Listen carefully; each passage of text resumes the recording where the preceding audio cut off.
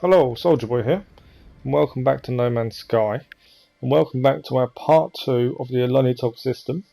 If you've seen the first video, I appreciate all the comments and everything that went with that. It was a different way of doing things. Again, I'm trying something different for this video. This video features the planet Hage A33, and it will also visit the newest planet that appeared after the Origin update, Ialossim Major, which was a completely new planet. I haven't done it as in depth as I have the previous planets, just because I'm already past this system. This was just a look back, although as I explained last time, it was a little bit delayed. If you do enjoy these videos, don't forget to like and subscribe. I massively appreciate it. We're going to start the video looking at Hage A33 and how it's changed and what it was previously.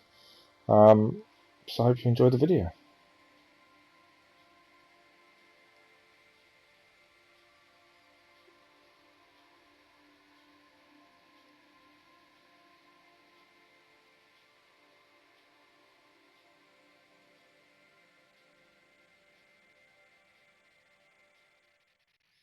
This is Hage A33. So this is what it was previously.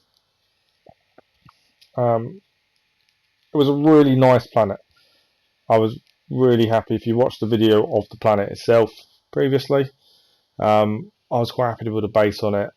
Animals were everywhere. You could run around. There was no heat, there was no toxicity, there was nothing. And we'll just have a quick look at what it looked like previously. Here we go, the view from my balcony. The sounds of the animals in the distance. I personally fell in love with this planet very, very quickly. And this is what it is after the update. So the weather has changed now to sticky heat. The fauna is now abundant. And in terms of resources, Phasium replaces the star bulbs and paraffinium has disappeared completely. This planet has changed immensely. It is no longer the lush, nice, easy to survive on planet it once was, with a few predators just to add to it. The first of which we'll look at straight away. It's the Potoscocus. They are lethal predators, and they reuptake all inhibitory neurotransmitters when stalking their chosen prey. They do all this while having a tiny brain. As carnivores, their hunger for rotten meat knows no bounds, allowing them to grow up to 1.7 meters in height, and they weigh around 93 kilograms. An interesting animal. One I had to run away from a few times before deciding to actually having to shoot.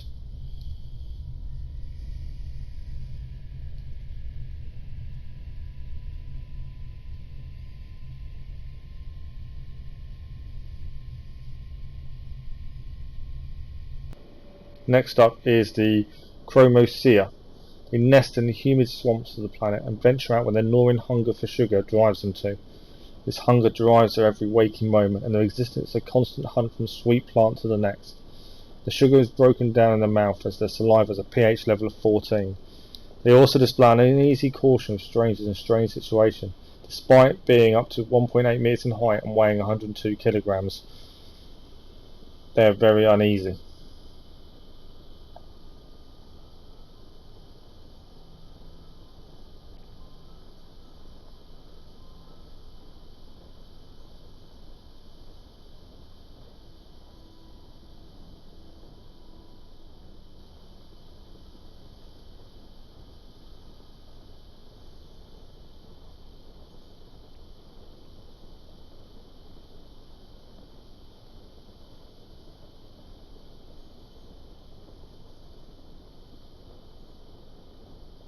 Now, these strange creatures are Bombacae. They are found slowly wandering the misty swamps, and as passive creatures they are content to focus only on plant life. Whilst their diet is varied, they will gorge upon star bramble at every opportunity, which extensive gut bacteria allows them to digest. It's a digestive process that enables them to grow up to 3.8 meters in height and weigh around 200 kilograms. They also found, if you accidentally shoot one with your mining laser, they come after you. And despite being a passive creature, when they want to go for you, they will run very, very quickly.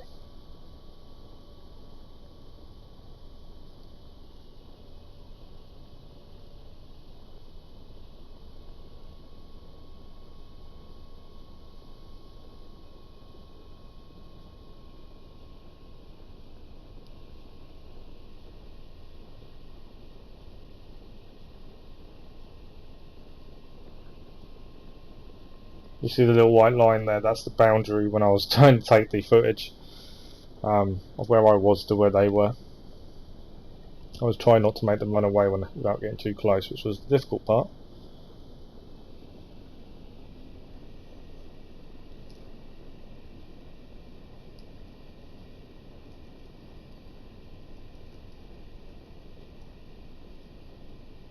Next we have the tapir ganissima, the native to the skies of Hage A33, where they enjoy plentiful food and water. Their diet is largely conventional, consists of local flora, but the scent of nip-nip drives them into a frenzy, and they will gorge upon its buds, requiring them to regrow their teeth daily. They are curious and intelligent, which may explain the elaborate metal structures they create for their nests, which are often lined with brightly coloured rocks and slivers of metal.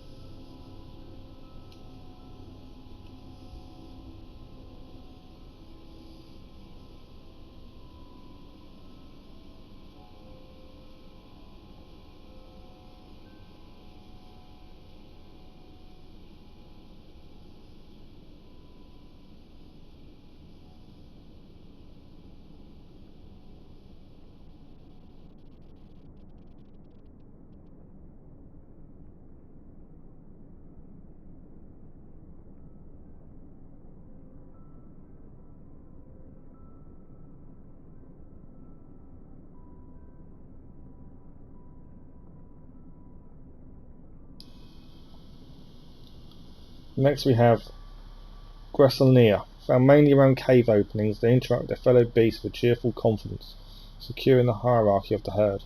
They weigh around 112 kilograms and grow up to 1.7 meters. They gorge upon nip-nip at every opportunity, but the diet is mainly conventional because of local flora. They also seem to be able to recognize other species, which aids them in their survival.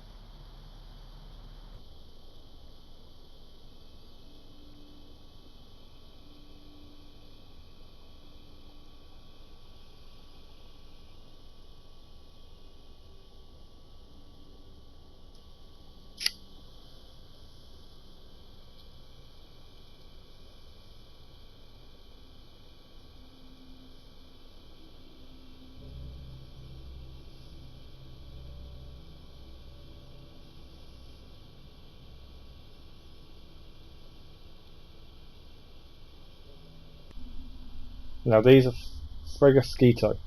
They weigh around 79 kilograms and grow up to 1.8 meters in height. They can be found wandering the misty swamps of the planet. They're bold in their habits, and competition with their rivals frequently drives them to engage in a high-risk hunting behaviour. Despite their rubber skull, they are ill-equipped to compete with large animals, so they choose to prey upon smaller foes like rodents, insects, and nitrogen-rich plant life. Basically, anything that is unlikely to fight back.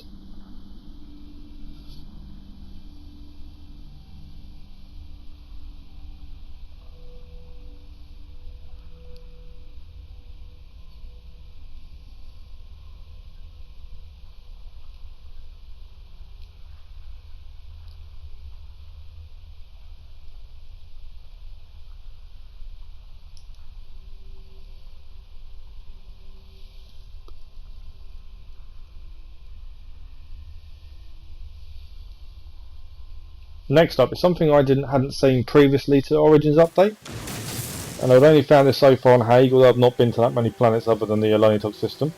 And there was a subterranean organic structure which I managed to dig out. Then you had to mine it, and you got a substance. I had a brief look to see if anything else was there, and it gave me Gelid Tentacle. I didn't have the space in my inventory to actually process this protein to see what it gave me, but it'd be interesting to see if anyone else has found any of these around. And then the other thing I found was a buried cache. So there's a few more buried things now by the looks of things that you can discover. And in this was a species record, which was for a Quackkia from planet Adon R31. Now I've never heard of this planet. There's a little information about the animal the species record. But yeah, I'd never heard of this planet before. It wasn't one I'd just been to or discovered, so I'm not too sure where it is. It's something I've made a note of, because I actually want to discover this planet now to find this species, to see if it really exists. Whether that's possible or not, I'm not too sure. I need to have a look at the wiki really and see if it's appeared there. That's definitely something to look at. But it gave me 40 nanites for processing it. So this, we're going to move on to the new planet. This is the one that appeared after the Origins update. This is Ialossim Major. As you can see, it's not the most relaxed planet, but it wasn't originally there. So this took me a little bit by surprise. I wasn't expecting an extra planet, and I've noticed this on some of the other systems I've already gone to. The videos I had done for them is going to be a bit difficult, because I had a planet done where there was only one planet in a system, and now there's suddenly two. And I need to go and explore the second system, but go back to the first system, to the first planet, to see what's changed. So it's going to take me a little bit of time. I'm hoping to still keep up with these Sundays. But this is us entering the planet's atmosphere. Quite a rocky, mountainous kind of terrain. You can already see the heat of the planet.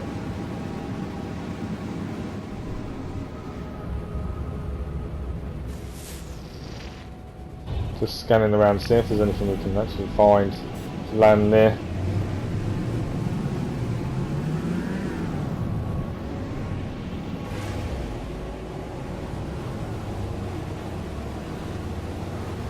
I did like the way the rocks jut up. I will say in advance, I didn't build a base in this planet. Because I'd finished the Olunitog system previously, I've only gone back because of the update to see what's changed. My plan was to have a base on every planet. I didn't build one on this one. I was trying to get everything done, to get the episodes done, so I didn't actually do it.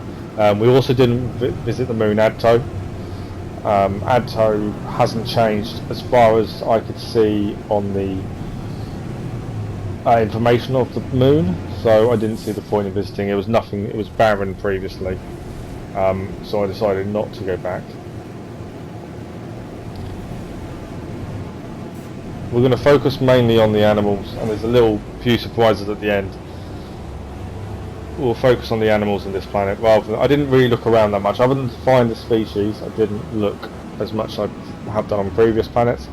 I'm hoping it's just a one-off in terms of just getting this planet done, so I can leave the Olunitog system behind rather than having to keep going back at this point. But the first animal we're going to look at is the Rivave. Although not the tallest animal, growing up to 1.5 metres in height, they make up for that in their tireless effort for prey. They have no natural enemies, and their ferocity knows no bounds. They hunt with their barbed feet, and as carnivores they happily tear through the flesh of their prey, desperate to feed upon the offal found deep within the carcass. This diet enables them to weigh up to 100 kilograms. These chased me a lot. This is one of the reasons I didn't stay very long. These were everywhere, and they were chasing me non-stop. You know, I think I'm like the majority of people. We don't like killing animals in No Man's Sky unless we have to defend ourselves. I didn't have a choice a lot of the time, but it was a constant fight just to keep away from them.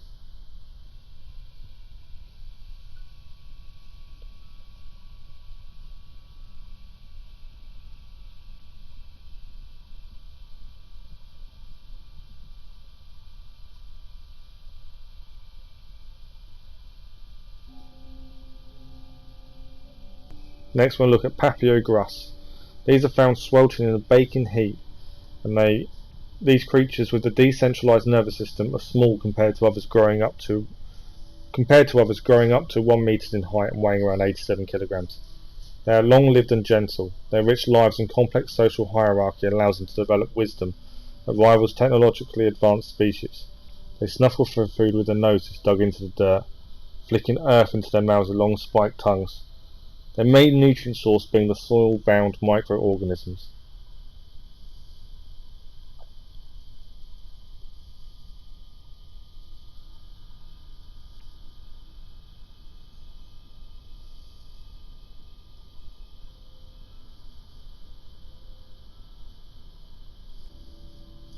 and this is a Birek Spirika.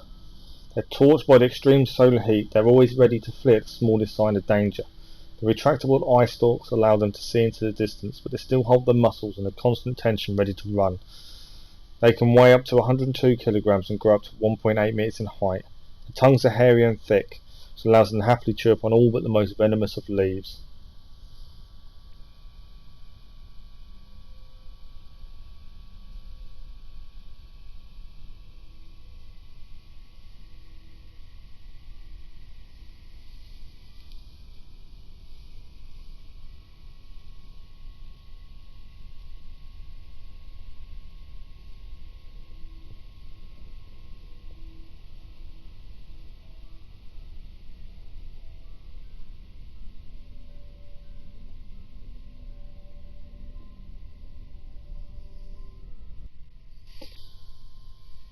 Wingucilis. Despite the extreme temperature, they survive thanks to their rigid bones and grow up to 2.2 meters in height. They are a cruel and dangerous predator, having evolved a remarkably muscular jaw. So muscular they've been known to crush their own teeth. Weighing around 98 kilograms, they feast upon their prey only when it's fresh, guzzling blood while it is still hot. Cold corpses and old meat are happily left for scavengers.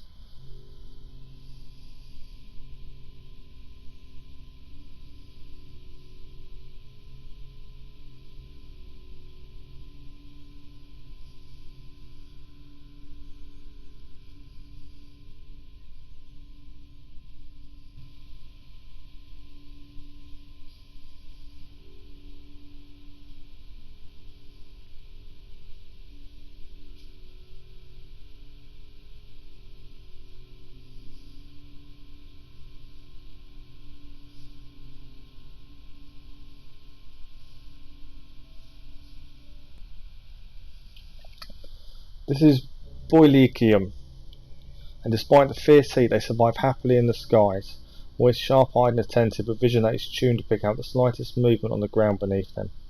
Despite an average weight of 112 kilograms, they are good flyers with a specially adapted tongue, which enables them to harvest nectar from local flora. There's also this local flora in which they cocoon their young, waiting for them to hatch.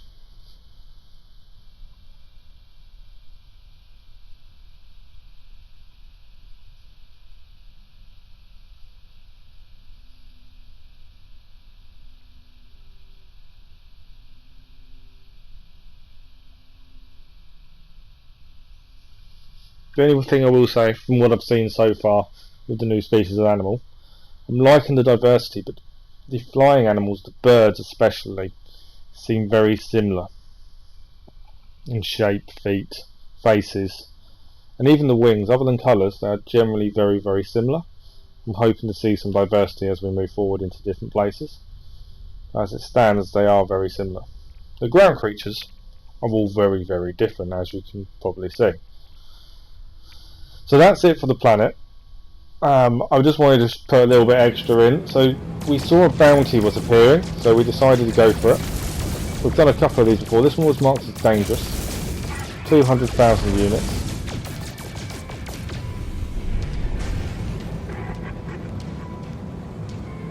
We got hit a couple of times, but it wasn't that bad. And as you can see, we had some help. Other aircraft appeared from a nearby freighter to try and take on the bounty as well.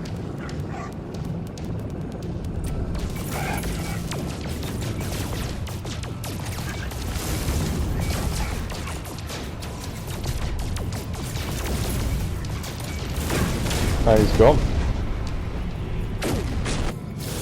And from that we got lemium, herox and chromatic metal.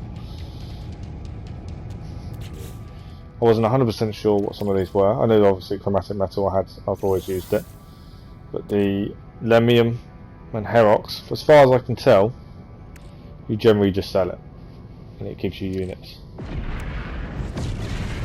And then this freighter appeared, which there was already a freighter here. This other one appeared ahead of us.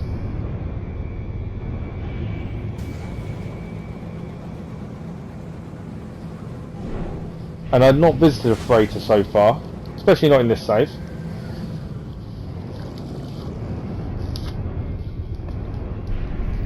So So I thought I'd actually go and have a quick look and visit.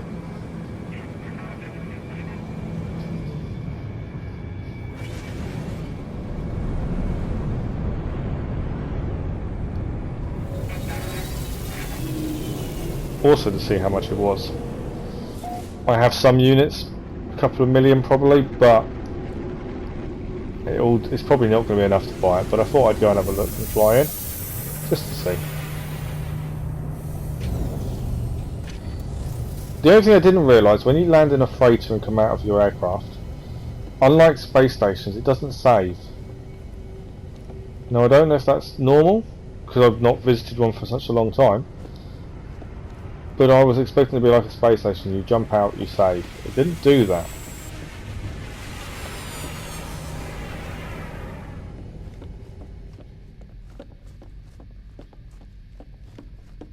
And I kind of guessed where the bridge was. I didn't actually know exactly where I was going, but I kind of guessed.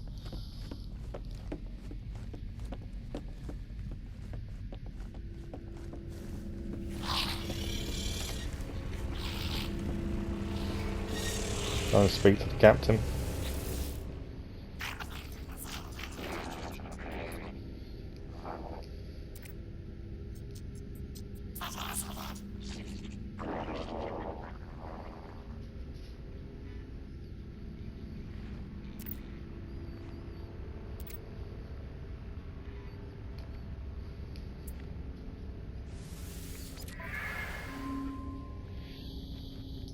It's a decent looking freighter, B class. Not massive amount of slots, but it is 13 million units, and I'm nowhere near that amount. Anyway, thank you for watching today's episode. So this is part 2 done of Olunitog. I hope you liked part 1 as well.